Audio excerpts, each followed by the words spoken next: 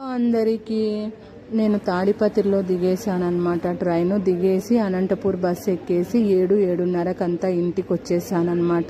ఇంటికి రాగానే బ్యాగులు పక్కన పెట్టేసి పడుకుండిపోయాను. 11 అట్లా లేచేసరికి మా ఆయన అందరికీ టిఫిన్ తెచ్చిచ్చి తను డ్యూటీకి వెళ్ళిపోయాడు.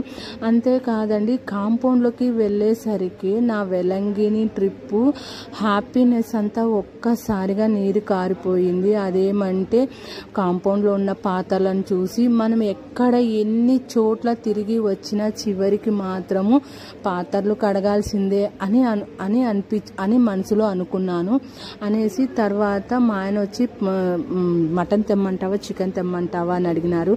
నాకు ఏది వద్దు, పప్పు అన్నం చేసేస్తానని చెప్పి పప్పు అన్నం చేసి వడియాలు ఉప్పు చేప వేయించేసానంట. చాలా సూపర్గా అంటే సూపర్గా ఉంది. ప్రశాంతంగా తినేటప్పుడు ఒక ఆమె వచ్చి ఫ్రీ ప్లేటింగ్ పెట్టించండి అని